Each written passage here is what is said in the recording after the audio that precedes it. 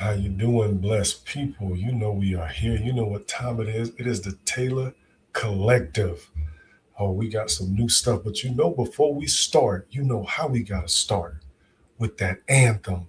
Let's go. They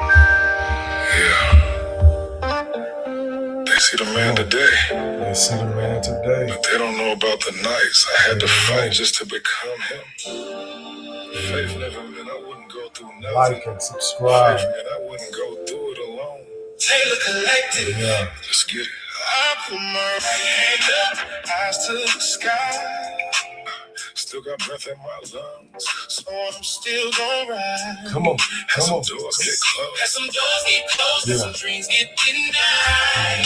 But the God that kept me, that's still gonna lead me tonight. Come on, come on. Through the fire, they burned up. Had to lose some things just to learn love. If they counted me out, let them count again. Every time life knocked me down, I got up again. Still all right.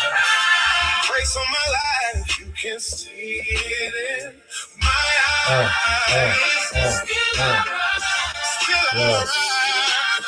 They can bury the dream, but they can't kill the vision inside. Yeah. I came from a place where you learn how to hustle, not just for the money. I'm talking through struggle. Had to learn patience when pressure got heavy. Had to keep walking when I wasn't quite ready. I stood in some rooms where they questioned my name. Had to smile through the pressure while I carried the pain. Had some people walk out, had some people switch sides. Had to learn God was with me when nobody replied. I'm a father, a pastor, a coach. I'm a builder trying to leave something behind that's bigger than the picture. I don't want to chase applause, I want to build foundations. I don't want to just eat, I want to feed generations. I want to see feed the microphone, they don't see generations. the midnight. They see the sermon, they don't see the battles in my mind. Had to fight my own doubt just to step into my shine. Now I'm walking in purpose one day at a time. What God put in me, Come on. taken from me. What He called me to become can't be stopped by what I've done. If I fall, I'm getting up. Welcome.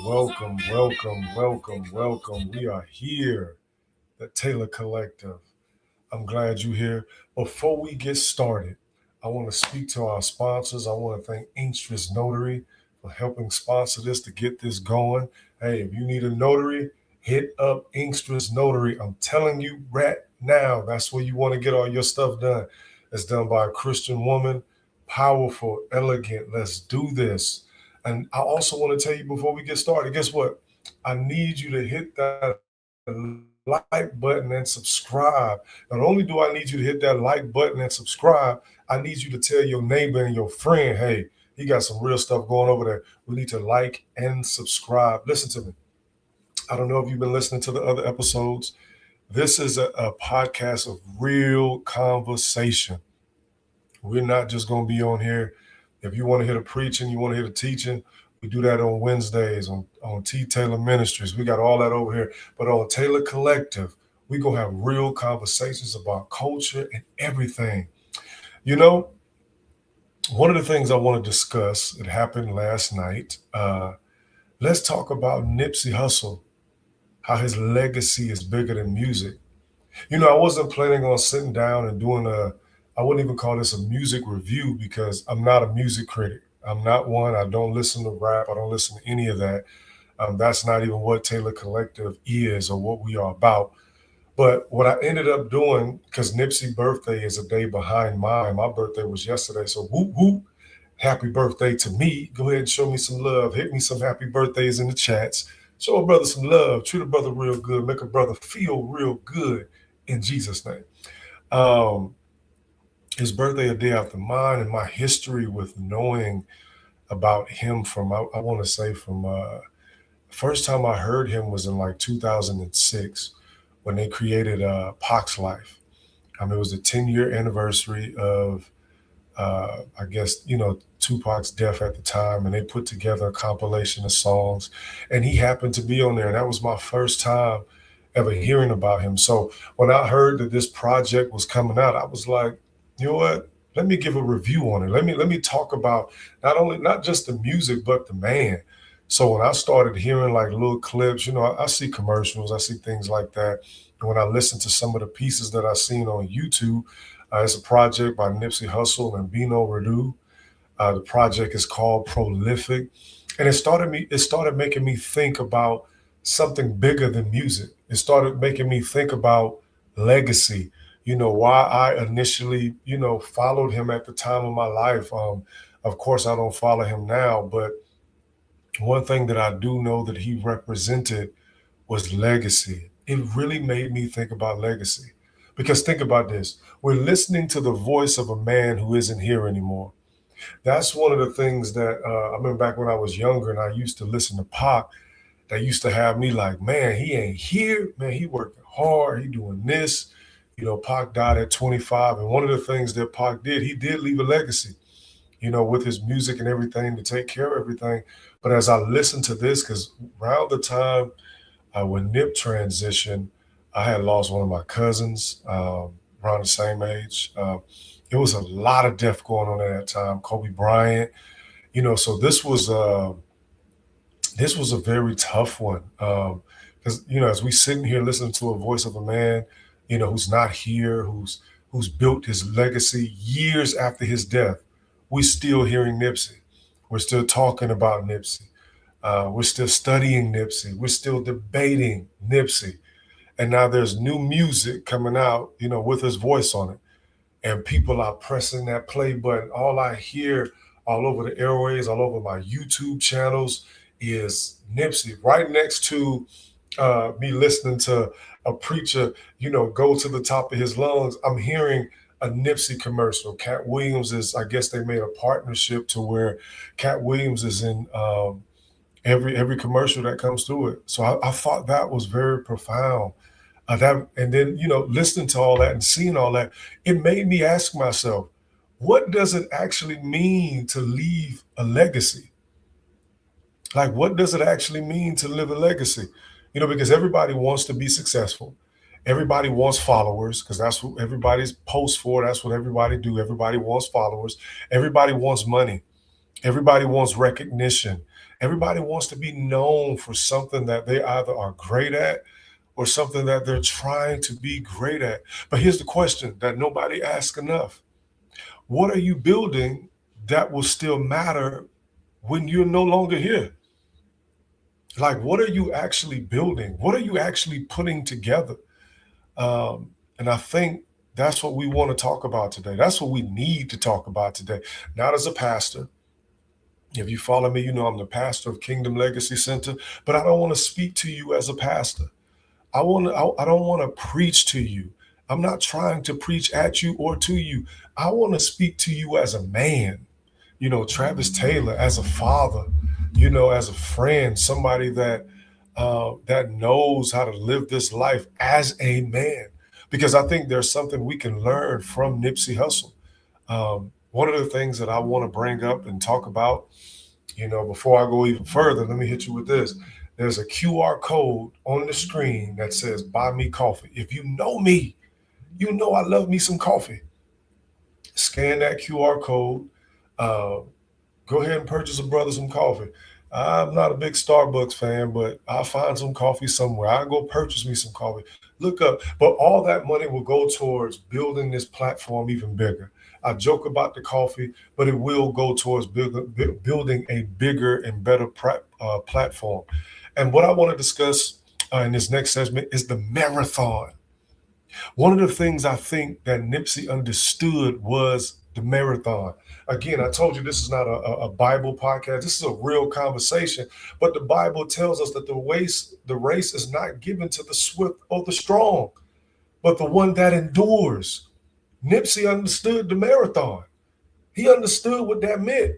And that's bigger than any slogan that anybody can put out, that they can put on a shoe, that they can run with. Everybody wants the finish line, but nobody wants the miles. Everybody wants the finish line. Everybody want to see the end. Everybody want to get to the end and be like, oh, I made it. But nobody want the miles that it takes to get to the process. I read something where he was like, build it brick by brick. Nobody don't want to build it brick by brick. They want all the bricks. They want all the bricks to come to them so they can move in that way. Nobody wants the years of sacrifice. Everybody wants the business, but nobody wants the years where nobody believes in you. Have you ever been there? You working on your craft and you doing your thing. Ain't nobody believing you. And I remember when I was becoming a professional athlete and pushing, my mother had put me in this small town. Shout out to Hemingway. I was in this small town, and within that small town, not too many people make it out. But I was determined. A lot of times people don't believe in the vision because they can never see the vision themselves. They've never seen outside of where they are. So how can they believe in you to do something? Nobody wants them years where nobody believe in you. Everybody just wants the platform. Nobody wants the years when you're posting and nobody's watching. What about them years? Nobody talks about those years when you posting and you see all the views, but you don't see the likes. Man, come on, man. And I think that's something that Nipsey truly understood. You have to be willing to build when nobody is clapping.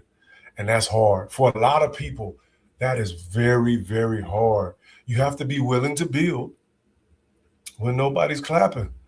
Because we live in a world where everybody wants immediate results. We post something today, and if it doesn't go viral, we think it didn't work. We start a business, and if we're not making the money that we feel like we need to be making in 3 months, we'll be like, it don't work. I'm gonna quit. Well, maybe God didn't ask me to do this. Well, maybe I had the wrong vision. Well, maybe no. Keep going. We start working on ourselves, and when life doesn't immediately change, when we put in that work, we go back to the old version of ourselves. That don't serve nobody. That don't help nobody. We get in the gym and we lift and we be like, man, I ain't gained weight. I ain't gained no muscle this week. I ain't lose no weight. And then we quit. Like, come on. The marathon doesn't work like that. The marathon is about consistency, being consistent. Now, that's real discipline. It's about discipline. It's about understanding that some seasons are about preparation. Some seasons is about laying down that groundwork where everybody watching you. Just think about this. Noah was preparing for something that nobody else ever seen before. Like, come on, let's keep it real. Noah was preparing for rain, and everybody looking at him crazy, like, this man is crazy. He a fool. Like, what is he doing? Like, what is he doing? He preparing for rain, and it ain't never rained yet. Some seasons are just for preparation. Some seasons are just about planting. Some seasons are about building. And sometimes you're doing the work today that somebody else won't recognize until 5 or 10 years from now. Some of that work you're putting in right now, guess what? In a year or two, in 5 years, in 10 years, people gonna look at you and be like, man, you really, really did that. I remember when I first started my organization, one of my homies, he had said to me, he was like, one of my homeboys, he said to me, he said, man, you built this by yourself? But nobody knew the years behind the scenes when I was digging. And while you're digging, there's people talking crazy about you. Man, I get people talking crazy about me all the time. All you got to do is not like what they got going on, or they want a discount on the thing that you work for. The moment you do that, man, they're going to start talking you to crazy. That'll be a podcast for a whole nother day, because we going to get to that. But sometimes you're doing the work today that somebody else won't recognize until 5 years from now. That's what you got to understand while you digging, while you plowing, while you hustling, while you feeling like, man, this ain't going nowhere. Nah, it's going somewhere. Man, I had a man I was speaking to. I spoke to him yesterday, actually, and we were talking about a project, and he said, hey, we're going to play the long game. We're just going to play the long game. Hey, the long game. Nobody want to hear that, but you got to play the long game. One thing that I think we also need to pay attention to, because I think a lot of people get caught up in it, fame versus ownership. Say it with me, people. Fame versus ownership. Those are two different things. I'm going to say it again. Fame versus ownership. A lot of people want to talk about how they want to be famous. People want to talk about how they want to be great. People want to talk about how great they are. But what are you actually owning? Like, what do you own? We don't own nothing. We famous, but we don't own nothing. We got a whole lot of fame, and we don't own nothing. And see, that's another thing about that I feel like that Nipsey understood. There's a difference between being famous and actually owning something. Because one thing that I realized in the process of it, I seen an interview years ago, and within the interview, they were talking about his role. He was going to play Snoop Dogg, I believe, in it was the NWA movie. And he was like, man, yeah, I could do that. I can jump into that. I can knock that out. But if I knock that out, people going to be recognizing me for that and not for who I really am. So instead of him going after the money and going after the surefire thing that made him, look like he was somebody, he decided to stand on his own and believe in himself. Sometimes we have to go after ownership over the fame. And I truly believe he believed that. He lived it. He showed it. And saying that's a conversation that we don't have enough, because you can have millions of followers and own nothing. Come on, somebody. You can have millions of followers and own nothing. You can have millions of views and still have no foundation. You can be popular and still broke. You can be known and still have no legacy. Nipsey talked about ownership throughout his whole life, owning stuff. I remember when I first started my organization. I remember when I first heard him. Let me go there. When I first heard him, I was in Duhawk. I was getting ready for a game.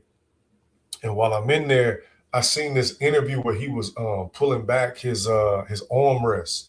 He was pulling back the armrest, and as he was pulling back the armrest, it had like the all money in on the armrest. It had the all money in on the armrest, and then it had the floor mats. Had the all money in armrest, and I believe, if I can recall, there was a song where he was like logo on my floor mat, and that immediately made me like, man, I can't work for nobody. I gotta have ownership. I have to put my skill set does not have a dollar on it. A lot of times I encounter people that saw my skill set and wanted the bread off of it, and they used me for it. And I allowed them to do it because I was chasing the fame versus the ownership at times. But when I ended up doing that, that was one of the greatest decisions of my life. People be looking for popularity, but what about the legacy? And ownership isn't just about getting money. That's all people talk about, especially like in these times. It's not about getting money. Think about it. Much as I love Nip, Nip ain't here to benefit off of the project that he put out, but his legacy, his family, his children, his estate, the people that he loved, they are benefiting off of the thing that he built. Ownership means taking responsibility for your life, like taking responsibility for like who you are, being accountable for your mistakes, being accountable for who you are and what you do, owning your decisions, owning your mistakes, owning your vision, owning your intellectual property. Yeah, that's your idea. You don't have to sell it to nobody. Build it. Believe in yourself. You got to own your business, own your time. I think a lot of times we get so caught up in trying to like make people happy. We get caught up in trying to do things for people, but ownership also entails you owning your time. You need to own your time. No, I can't do this today. Nah, I ain't on that today. I'm not about to do that. You have to take ownership of your time, owning your relationships. Like what type of relationships you trying to have? What type of people you trying to connect with? Because one of the things that I really have understood and I looked at, especially not only with this project that came out, but in my very own life. Like in my very own life, being connected to people where those relationships a lot of times were one-sided, which in turn, when I put myself in situations in the past, it also made me create one-sided relationships where when anything fell apart, you can't call on them. That's not your friend. You don't really love that person. You ain't really rocking with that person. It may feel like the relationship is mutual. Look at this whole situation with the Prolific. They sat on this. They wanted to wait until everything was perfect. They wanted to wait until everything was right. They waited on this project. They waited on this thing to be here. He had relationships. He owned his relationships. He has relationships with people that while he's not here, they're still riding for him. And man, I hate to say it, when I was growing up, I was a big fan of Tupac, but all they cared about was his money. They still doing it. They have his trial on YouTube and his live. Like it's been 30 years and they still have not, found out who did it. We know who did it, but the trial is going on right now. But just think about that. They put anybody on his music. They do anything with his image and his likeness. They put it everywhere. Whereas Pac did not own them relationships. Like he knew that people were using him. So he was dropping music and doing all these different things and pushing this, pushing that. He knew that. Nipsey Hussle owned his relationships. Man, I'll take it even further. I told you this podcast is not about religion. It's not about me as a pastor. This is about me as a man. Like, I'll even take it to Jesus. Jesus owned his relationships. Y'all can say what y'all want. Jesus was he was a real one out there. Like, Judas was the one relationship that he did not own because Judas was tied to something else.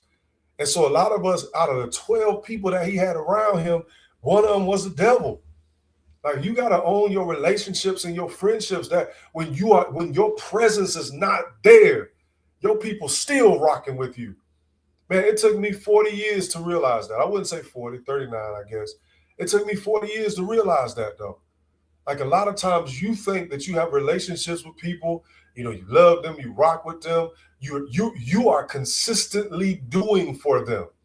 But the moment you tell them no, man, they go to talking crazy about you. They go to bashing your name. They go into doing all of those type of things. Like I told you, like even with my organization, when I was running my organization, long as I was telling people, yeah, I was rocking with them, helping them out, doing whatever. But the moment I didn't see the vision the way that you see it, even though it's my vision, we fell apart.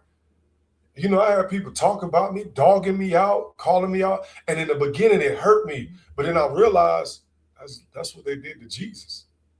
They literally did it to Jesus. Like, you got to begin to own your relationships. And that's what I respect about this prolific project. The prolific project, those relationships that he built and the things that he did during his time, they're showing themselves. The fruits of his labor are showing themselves right now. And I think that is a beautiful thing. I think that's something that people need to hear. You got to own your future, man. A lot of times we put our future in other people's hands because in owning them relationships, a lot of times we're in relationships, guess what, that we be in for 8, 10, 12 years. Man, I was in a relationship for 8 years. And the moment that things didn't go the way that person wanted it to go, because I did not own that relationship tried to sabotage my future. Now, that's another podcast for a whole nother day. We ain't going to talk about that today. We talk about the prolific, owning your relationships, owning your future. And that's something that a lot of people need to hear, because sometimes we're waiting for somebody else to give us permission to become who we already were supposed to become. We giving people the power to dictate who we are, because we don't own that stuff. Stop waiting for permission. Stop waiting on somebody to give you validation. Stop waiting on somebody to tell you that you're good enough. I remember coming up in ministry, and I don't know about y'all, but especially like in church politics, man, it's crazy. I remember coming up in life, like when I was trying, those days are over, trying to run them streets. You waiting on permission, like to build something. Why are you waiting on them to tell you that you're great? Why are you waiting on them to tell you to start your ministry, to start your business, to start this? Why are you waiting on them to tell you to learn something? Go get your own book. You don't have to read. Can they tell you to read? Go read your own self. Why are you waiting on them to tell you to create something, invest in something? Develop yourself. Do what you want to do. Man, come on. We got to talk that talk. We got to really look at who we are becoming in this life. And then when you do that, guess what? Bring somebody with you. Fruit beget fruit. As you grow, as you build, as you do what you are doing, bring somebody with you. Teach them the game. Teach them greatness. Teach them how great you are. Teach them who you are. Teach them the value of truth. I got a question for you. As we sitting up here talking about Nipsey, what are you building? See, that's the power in when I'm talking about Nipsey. That's what I'm talking about. What are you building? And see, and that's where I had to turn the question back on myself as I was moving, as I was growing, as I was acting, as I was flowing. Because it's easy to talk about Nipsey and what he did and how he did it. It's easy to talk about somebody else and their accomplishments. But what am I building? What am I building? These things like this should make you look at yourself. Like again, I'm sitting down, I'm laying in my bed, and I'm like, man, he's dropping the prolific album. His birthday's a day after my birthday. He's not here to see this stuff, but God has given me another day to be here. What am I building? What am I doing? We sit around and we talk about everything that's going on, but we don't talk about what we need to be doing. What are you building? What are you building? Like, what are you building? Not what are you posting, because we can post all day. All us post all day. What are you building? Not what car you driving. Not how many followers you got. Not how many people you can name. Oh my God. I hate being around people. They name drop all day. Well, you know, I was with so and so last week. Man, I don't care. Like, I'm going to be honest with you. I don't care. First off, I probably don't even know who you're talking about. So that's number one. The rest, I don't care. Oh, yeah, I worked out with Voodoo. Oh, I did this. I was with Pastor so-and-so the other day. Oh, okay. What does got to do with what we talking about? What does got to do with anything? People like to name drop. What are you actually building? And I would tell some people, you know, they would talk about, like, you know, they'll be like, I worked out with so-and-so. I'm like, no, they worked out with you because you're him. You're them. Like, stop putting that. So what are you actually building? Because there's a difference between looking successful and actually building something. There's a lot of people out here that look successful, that look like they're doing it, that act like they're doing it, but you ain't building nothing. And I think that's one of the biggest lessons that we could see here with this prolific album. His work was made manifest even after he was gone. What I love about the character of the man, though we're talking about the album, I'm talking about the character of the man that I studied. You know, the one thing that I loved about it was the manhood conversation. Let's talk about that. There's a conversation about manhood. When you talk about the prolific album, when people talk about Nipsey, when they talk about stuff like that, there is a manhood conversation that we have to have. Because Nipsey's story also makes me think about what it means to be a man.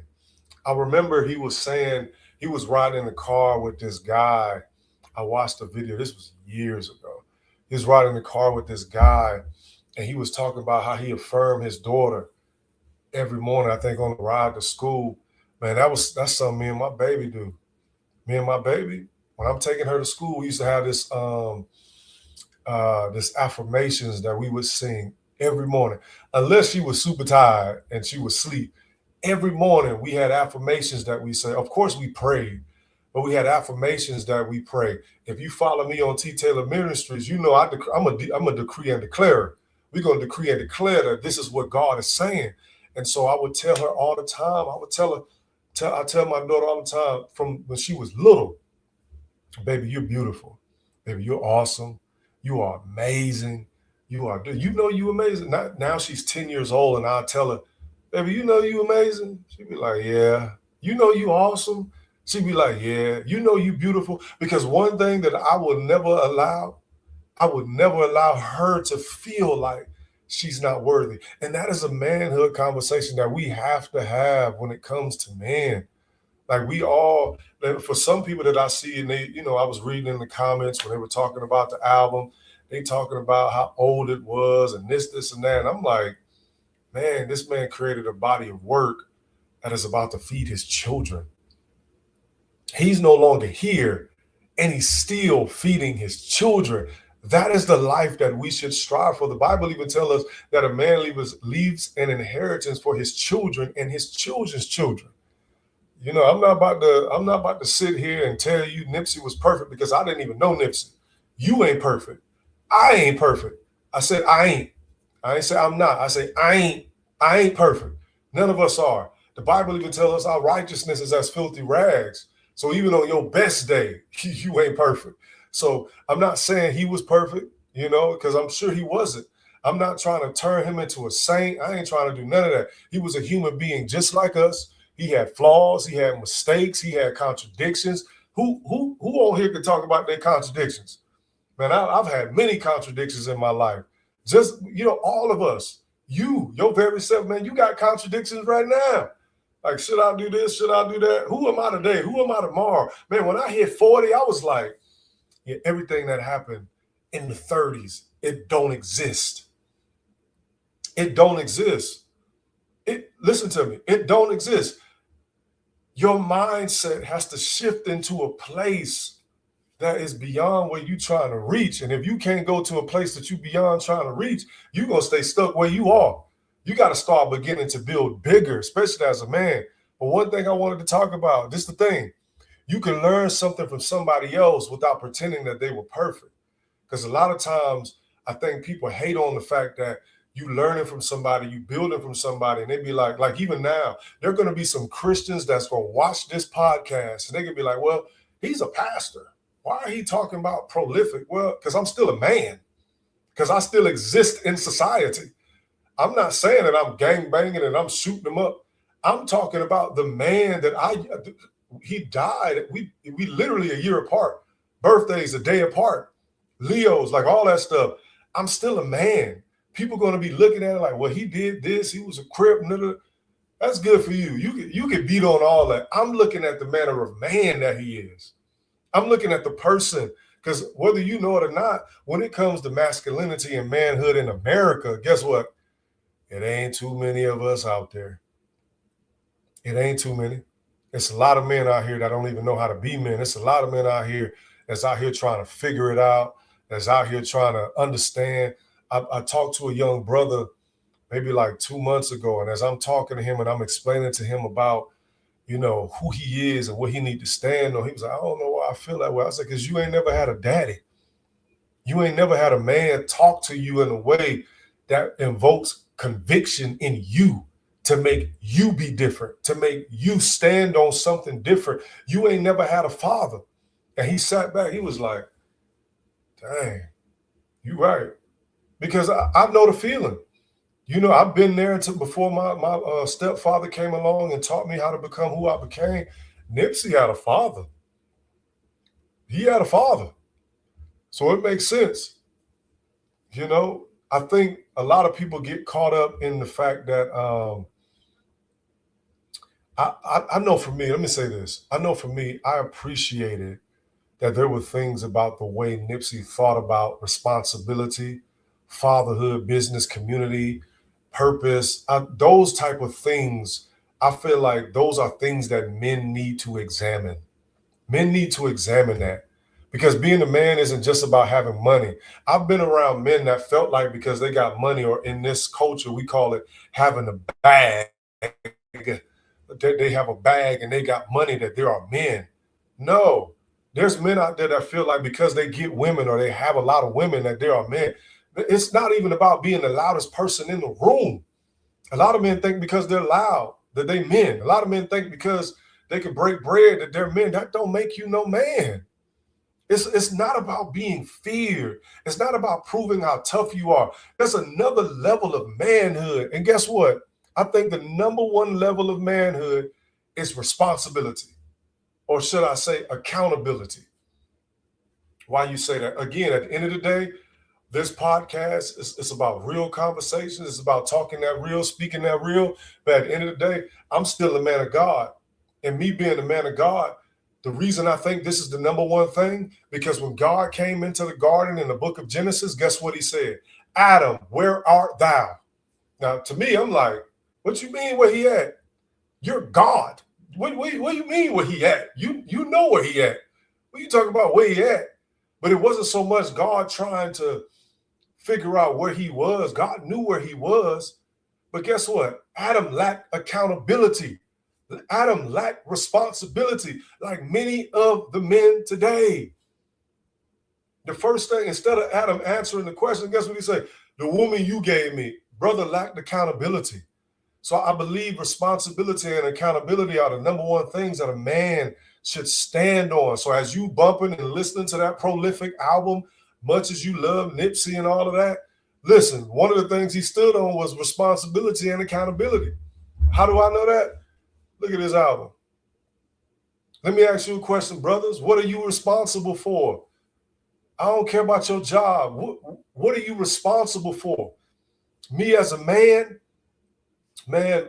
My daughter is my pride and joy. My daughter is my everything. Before I am anything, I am a father. And before you Christians jump up in here and try to beat me in the head, no, you're a pastor. My first ministry is my family.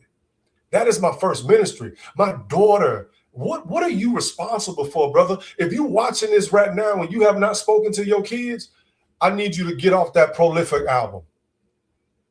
I need you to stop doing what you're doing, and go hit your kids up. I need you to stop whatever you're doing and go reach out to your kids, brother. What are you responsible for? Who depends on you? Now, I know some brothers, they running through the system and they got to go through what they go through within the system. They battling that. Listen to me. I know what that system like. I know what it is. But if you have, I'm going to say it this way, if you have any ability to be able to see your child, if you have any ability to communicate with your child, you should be doing it, because the number one responsibility of a man is to be responsible and accountable. If you are not responsible and accountable when it comes to your very own children, you're not who you think you are. You're not who you think you are. You might got all the money in the world. You might got all the influence, got the power.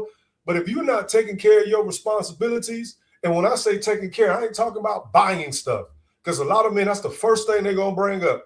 Well, I bought this and I bought that. She won't let me see the kid. Is there a court order? Because I'm done with the excuses. Is there a court order? Because if there's a court order, you can see your kid, brother. If there's a court order, you can talk to your kid. I don't care how she feel, what she got going on. That ain't your problem. What you can do is talk to your kids. Who are you helping? Who are you teaching? Who are you protecting? Who are you preparing for the next? And ultimately, what are you building? Brother, what you building? What you building? Again, we dropping knowledge off of that prolific. That thing stirred something up in me. And I'm sitting there, I'm like, man, this is why I loved it back in the day. I think the opening line of Victory Life was, I'm prolific, I'm so gifted, I'm the type that's going to go get it. No kidding. What we going to do, brothers? And I want to segue into fatherhood and legacy. And see, this is where the conversation gets real, real personal. This is where we get personal about this. Because I think, because when I think about Nipsey, I don't just think about the rapper. I don't just think about the rapper. Everybody want to discuss the rapper. Yeah, he was dope. Like, he was cool. I listened to that back in the day. Like, he was a fire rapper. He's one of my favorite rappers at the time. But I don't think about Nipsey Hussle, the rapper. I think about Nipsey Hussle, the father. I think about that part because I am a father. So I think about Nipsey Hussle, the father, and I think about it. I think about what it means to leave something behind to your children. I remember, thinking about when God gave me the vision to start Kingdom Legacy Center. First, it started on Matthew 6:33. Seek ye first the kingdom of heaven and all his righteousness, and all these other things shall be added unto them. And then I thought about legacy. My daughter is my legacy. Man, listen to me. Brothers, I don't care what you got going on with whoever. I'm going to say it again. I don't care what you got going on with whoever. If you have a child, you need to get to that child. You need to speak to that child. Guess what? When I got railroaded, I'm going to say it this way, and they probably use this, it's whatever. I'm going to put it in a better way. When I got put in a situation in court that was out of my control, what I had to do was figure out a way not to put myself back in control, but to control the things that I can control. One thing that was not taken from me, even though they tried to take everything, one thing that was not taken from me was my ability to see my child. So guess what I did? So on my days when I ain't got her, I'm coming to the school. Let's eat lunch together. Brothers, there's so many excuses that we put out here. Why do you have the excuse? What does it mean to leave something behind to your child? Why you don't have a connection with your child? Because your children just don't inherit your money. They inherit your example. They inherit your mindset. They inherit the things you taught them. They inherit the memories that you created. I asked my daughter, well, no, I didn't ask her. I saw something, was cleaning out the car, and I was reading this. I had never seen it. I don't know why she hadn't given it to me, probably because we was moving.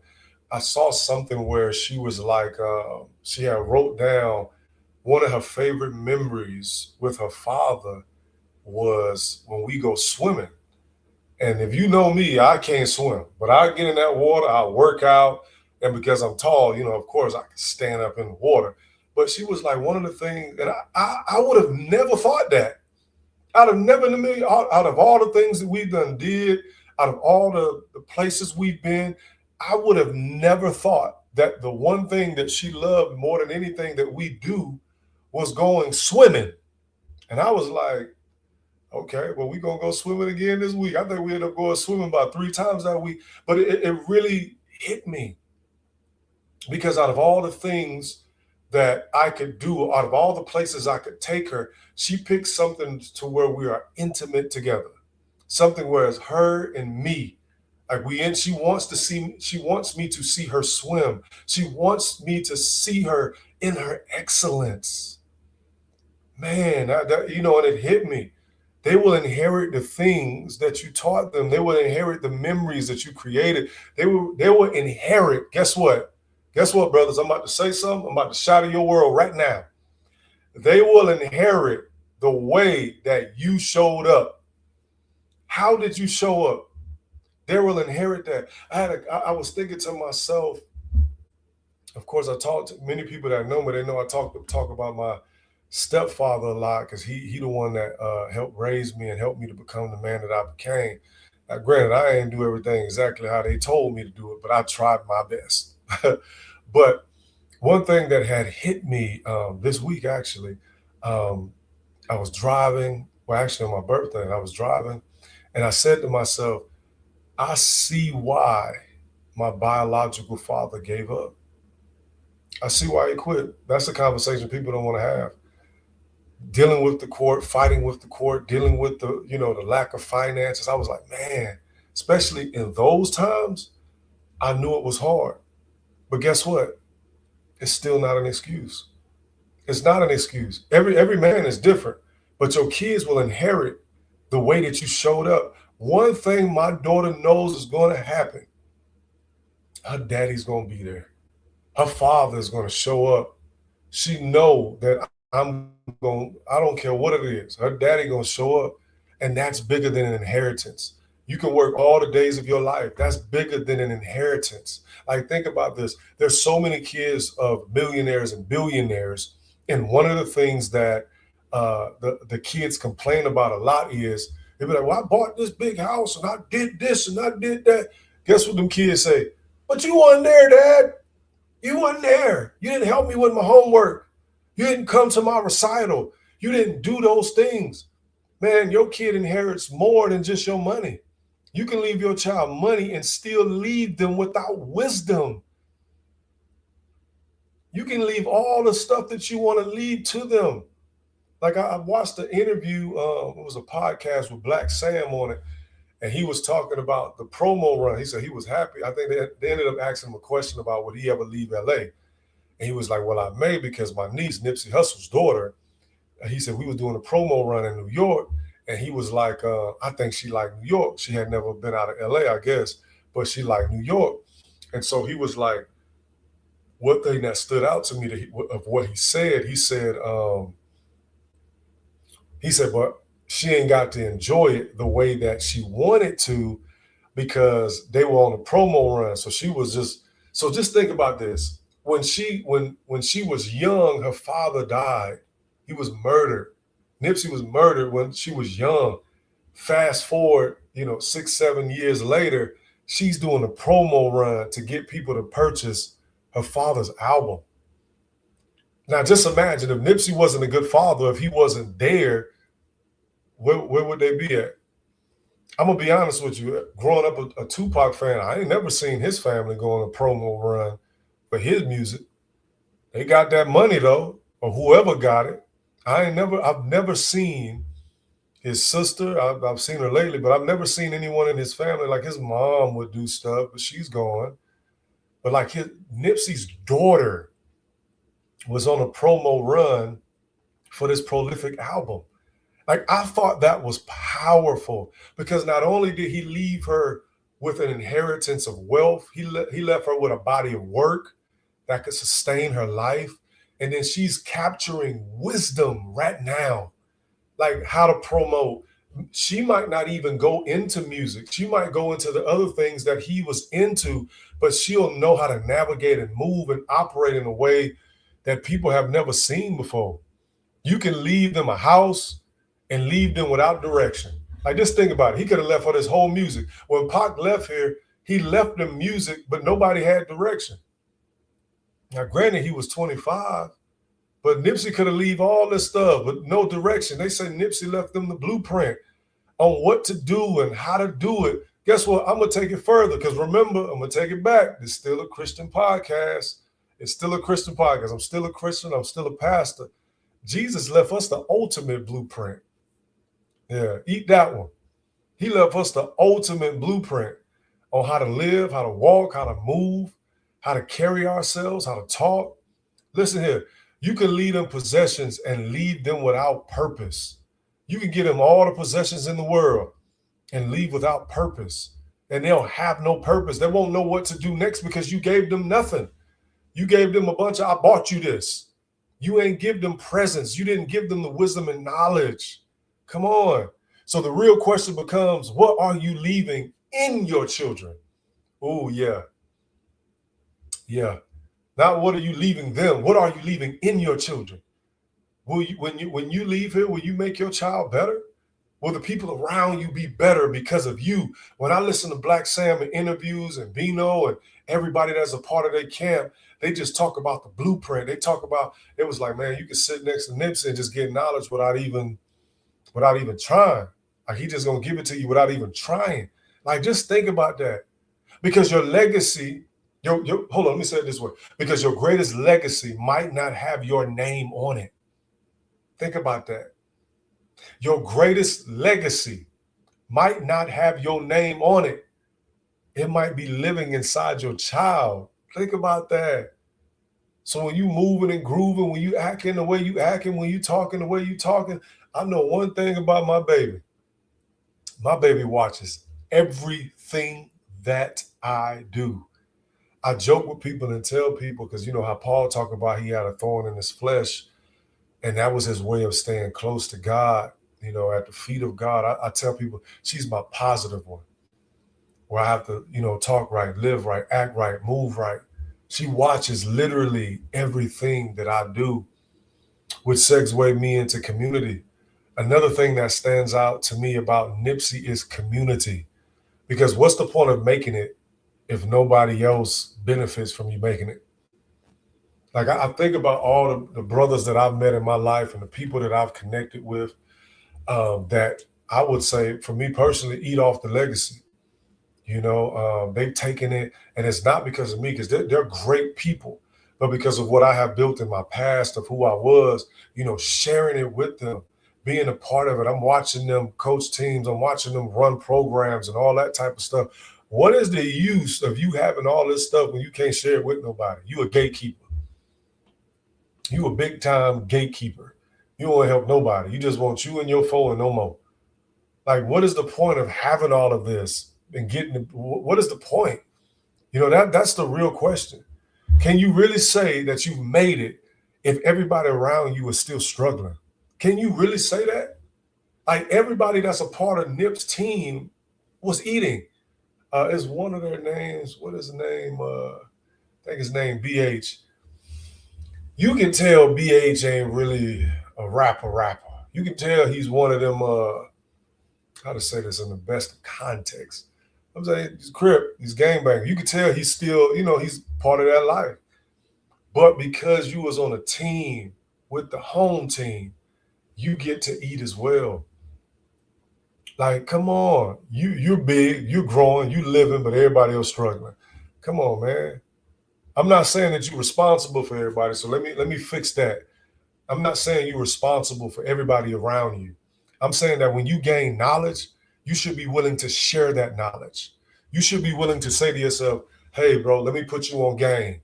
Let me look out for you. Let me pour this into you." When you create an opportunity, look for somebody you can bring through that door. That's real power right there. That's real power, putting yourself in a position to where you can help somebody else. One of the biggest things to me about building a church and pastoring a church is not just for me. I want to leave a legacy, not only as a man, but as a pastor. Like, I want people, when my brother transitioned to the next life, when he went to heaven, man, there was so many people that came out to see him. There was so many people that came out to show him love. There was so, and this was around COVID when we weren't supposed to be around each other. It was so many people. I was like, man, this is how your legacy is supposed to be. Where one of the things that keeps Nipsey relevant right now was the things that he left behind for the people that he loved, setting everything up properly, doing everything. I remember a lyric I think he had in one of his songs. He said, $1 million on my flesh. He was talking about life insurance. He was talking about life insurance. Most of y'all will be talking about jewelry and all this stuff and all. He was talking about $1 million life insurance on his flesh. This man wanted to, he professed that he was gang banging and all of that.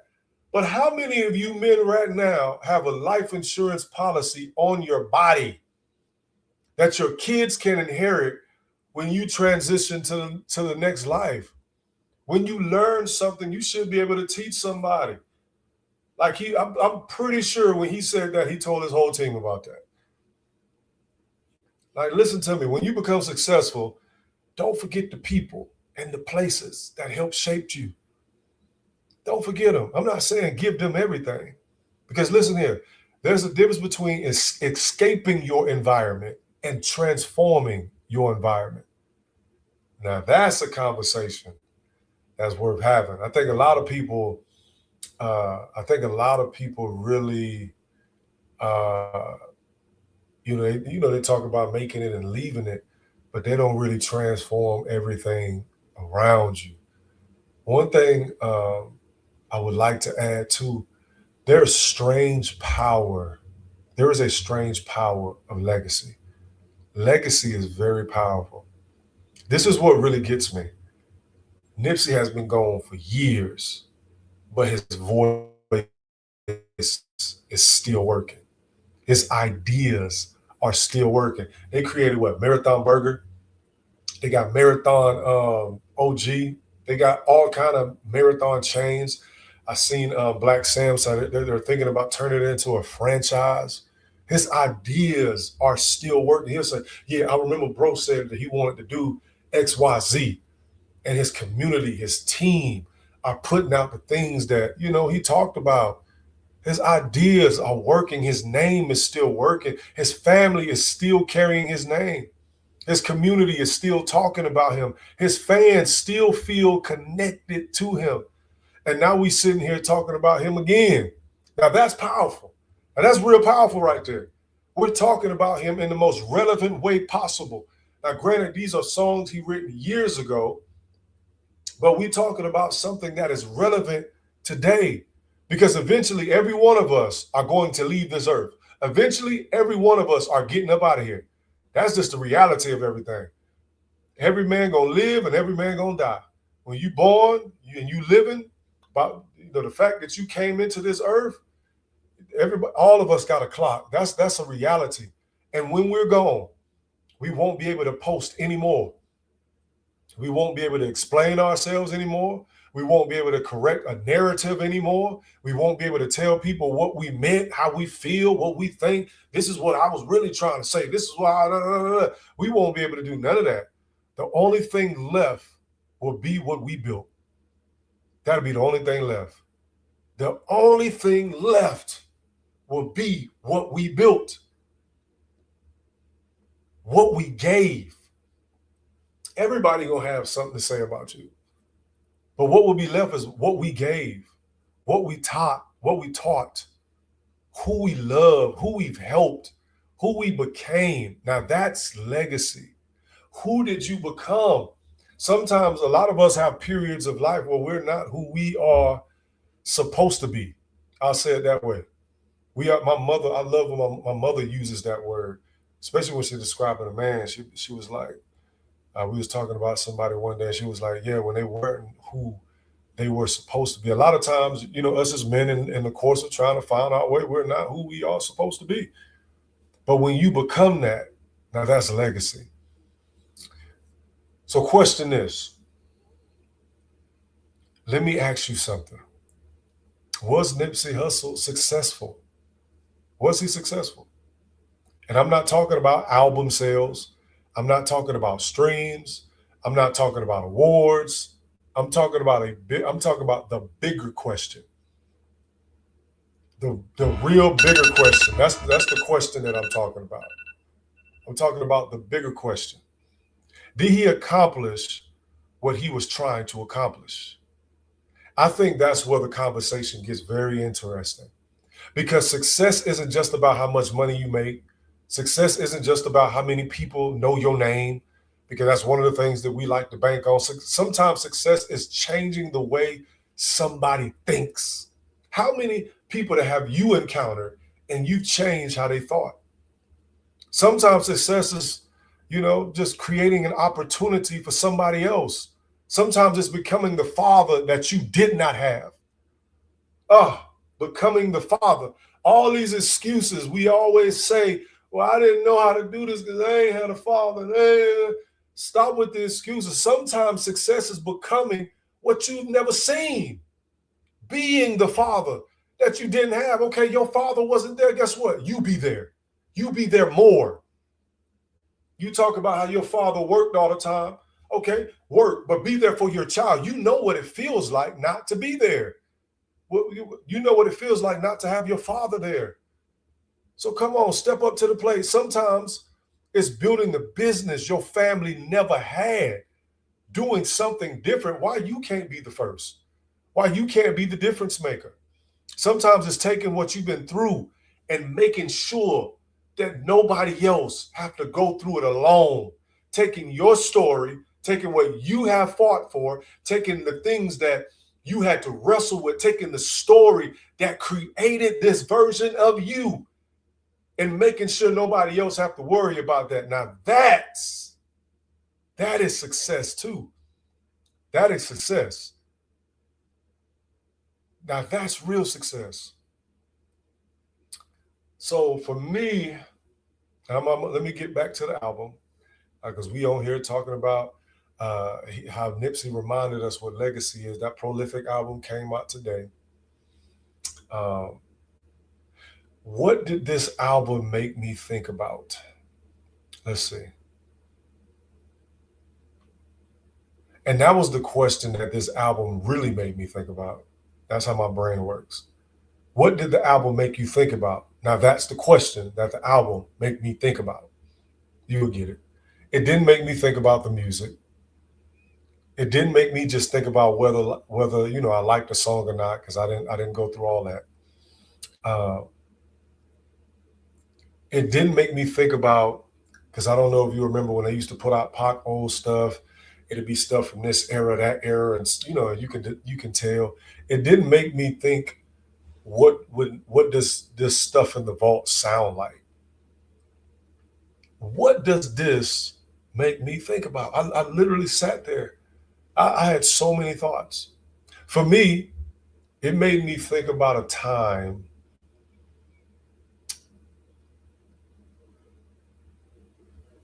and I'm digging deep. I'm digging deep now because I want to give y'all my real live. This is live. I want to give y'all my real live reaction to this stuff. It really made me think about purpose, like my purpose in the earth. Because again, it came out on my birthday. So as I was turning 40, God, thank you for helping me make it to 40 and being here. As I'm turning 40, I'm thinking more and more about my purpose. It made me think about fatherhood. It made me think about business. It made me think about ownership, community. It made me think about legacy. Because eventually the music stops. Eventually the thing that you've been working on, it stops. The applause stops, everybody praising you, telling you how great you are. I done been there. The likes stop, the followers stop, the money stops, and somebody has to tell the story of what you built. And guess what? The story might not be perfect, and that's okay. It is okay. We all make mistakes. For you to live your life and to think that you have never made a mistake or that you will never make a mistake is already a mistake. It's already a mistake. Because when you finally do walk into your mistake, you're going to crumble. You're going to crumble. When people stop clapping for you and telling you all that, that's going to change your whole perspective. So this is the question that I have for you. What are you building? Not what are you dreaming about? Not what you got over here in this, what are you building? Not what are you talking about? Not what are you planning to do someday? What are you building right now? This prolific album spoke to how we should begin building now. If you're not building, start now. If you plan on building, continue to start now. What are you contributing to the community? Like, what are you putting out there? What about you needs to be in somebody's household? What about you needs to be in somebody's family? What are you doing with the gifts that God has given you? And if your life ended tomorrow, what would still be here? The fact that you worked your whole life, your retirement, your kids can't inherit your retirement. That is the real question. That is what I took from this album. Because I think the real lesson behind Nipsey Hussle is bigger than rap. It's bigger than music. It's bigger than Los Angeles. It's bigger than the marathon. It's about understanding that your life should produce something that outlives you. Your life should produce something that truly outlives you. And that's why I wanted to have this conversation. That's why I wanted to have this discussion. Not because I'm trying to tell you how I think about Nipsey and his music and who he is and all that. I'm interested in what you think. Did this project make you think differently about Nipsey? Did it make you think about his legacy? Did it make you think about your own life? Because most of us are at an age now where we need to start thinking about the deeper things of life. Not partying, clubbing, not doing all this extra stuff. Like, did it make you think about your life? If you a man, and I'm speaking to the man, did it make you think about your own fatherhood? How you could be a better father? How you could be a better person, a better leader? Did it make you think about your businesses? Did it make you think about your own purpose, your own future? Drop it in the comments. Let's have a discussion. Let's talk about it. I really want to have a discussion with y'all. I want to talk about this. And if this is your first time watching Taylor Collective, welcome. This isn't just a podcast about politics. It's not just about religion. It isn't just about sports. It's about life, culture, purpose, people, and the conversations that really matter. Here we will discuss the things that I won't discuss in the pulpit.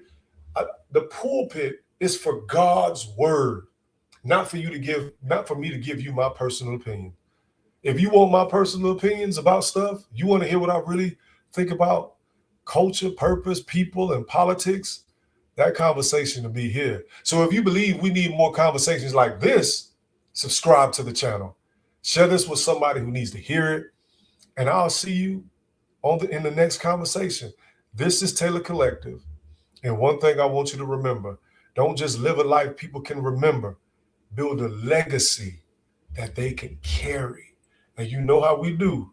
We're going to have to get out of here, with our theme music. I'm going to give it to you right now. Give me 1 second. Because you know what it is. It's all about legacy. This is going to be a song that's going to feed my daughter one day and forever. Y'all ready? Let's get out of here. This see the man today. They see the man today. But they don't know about the nights. I had to fight just to become him. Faith never meant I wouldn't go through nothing. Come on, y'all. Subscribe, like, share. Let's get it. I put my hand up, eyes to the sky. Still got breath in my lungs, so I'm still gon' ride. Had some doors get closed. Some dreams get denied. Thank y'all for showing up. Thanking y'all for being here. Don't forget, like, subscribe, and share. Yes. Go in peace, go in power, and go be great.